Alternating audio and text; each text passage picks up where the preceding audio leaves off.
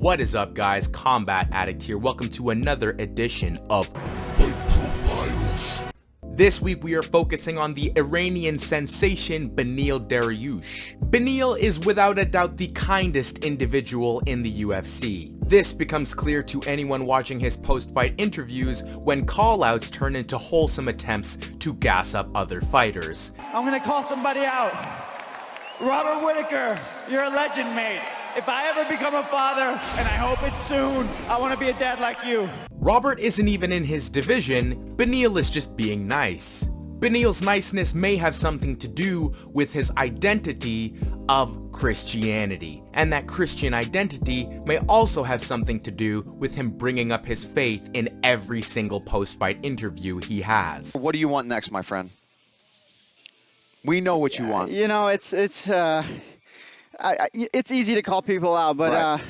I'm going to skip that. I want to dedicate this fight to Ravi Zacharias. He was a theologian, poet, and apologist who helped me incredibly but with my walk with Christ, and he passed away this year, so I just want to dedicate this fight to him. This behavior was termed by Eric Weinstein as... And he came up with this phrase, I love this phrase, he says, Jesus smuggling. Right, yeah. Yeah. Jesus smuggling is they're going to smuggle in Jesus. Yeah, yeah. That at some point, either on this stage or off it, at some point when you're not looking, he's going to Jesus smuggle you. Yeah. Thus, many have also termed Beneil the Jesus smuggler Dariush. When Beneil was young, he had seen GSP on TV fighting in the UFC, he heard about jiu-jitsu and he wanted to know what all the fuss was about. But his mother did not want him participating in that combat sport. So Beneil had to wait until he was 18 years old so that he could sign the waiver himself and take jiu-jitsu classes. 5 years later, Beneil was a jiu-jitsu black belt. And can I just break character for a moment and say that is absolutely insane. My jiu-jitsu teacher is 34 years old and he got his black belt 10 years ago. He's been doing it since he was like a teenager. It's supposed to take you like 10 years to do that. Beneil then went on to win a championship in no-gi Brazilian jiu-jitsu and also snagged a black belt in Muay Thai while he was at it. Now he's on a 5-fight win streak, the last of which he won in spectacular fashion.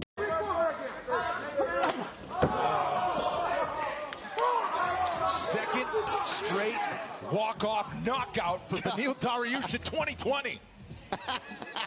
The Combat Addict believes we need to give this jiu-jitsu specialist the respect and attention that he deserves. His striking arsenal consists mainly of leaping rear leg kicks, jabs, straights, rear uppercuts, and overhands. Now, while Beneil is a southpaw, these overhands tend to come from either side. When he is going in for the kill or fighting in a slugfest, he will throw an overhand right from the orthodox stance. Sometimes he'll square his hips all together and just fire haymakers. Squaring your stance equates to not being orthodox or southpaw, as your hips aren't bladed, they are flat and square in front of your opponent.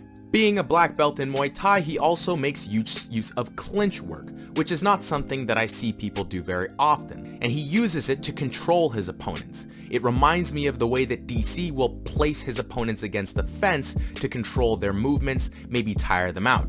Beneil does it with the clinch, and he's constantly working with knees when he has them there. Now, obviously, his ground game is top tier. In his fight with Drew Dober, a fight which he was losing by the way, he took Drew down in the second round and eventually set up a Kimura trap he used to put himself into a triangle position from which he then used to finish an armbar.